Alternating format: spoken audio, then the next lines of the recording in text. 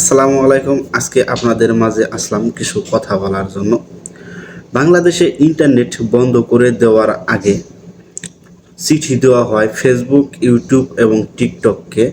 তারা তিনজনের মাঝেই শুধু টিকটক চিঠিতে উত্তরটা দিয়ে দেয় এবং কি ফেসবুক, ইউটিউব কোনোটাই উত্তর দেয় না।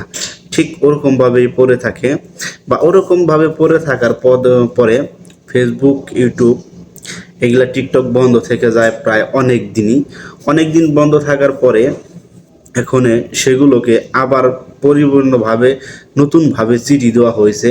ফেসবুকে কিংবা ইউটিউবে যারা এই কোটা আন্দোলন ঘিরে ভিডিও পোস্ট করেছেন, কন্টেন্ট ক্রিয়েটারদের বলবো বা ইউটিউবারদের বলবো, যারা ভিডিও পোস্ট করেছেন তাদের কিছু ভিডিওতে কপিরাইট আসতে পারে। কারণ কেননা আসতে পারে, সে কথাটা হলো বাংলাদেশ থেকে আইন মানার কারণে সে আইন লঙ্ঘন হতে পারে, সেই কারণে কিছু ভিডিও কপিরাইট আসতে পারে। এটা বাংলাদেশ থেকে বলা হয়েছে। তারপরে বাংলাদেশ থেকে বলা শেষ হয়ে বা সম্পূর্ণ ভিডিও দেখার পরে তার পদক্ষেপ নেওয়ার সম্পূর্ণ শেষ হলে তারপরে ফেসবুক কিংবা ইউটিউব সবগুলোই ফিরিয়ে পাওয়া যাবে, কোনো সমস্যা নাই, সেগুলো সবই ফিরিয়ে পাওয়া যাবে। তবে কিছু ভিডিও কন্টেন্ট ক্রিয়েটারদের ফেসবুকে প্রোফাইলে বা ফেসবুক পেজে বা ইউটিউবে কপিরাইট আসতে পারে। তাই আপনারা সবাই সতর্ক থাকবেন। যদি কপিরাইট আসে তাহলে তো বুঝেনি কী করতে হবে।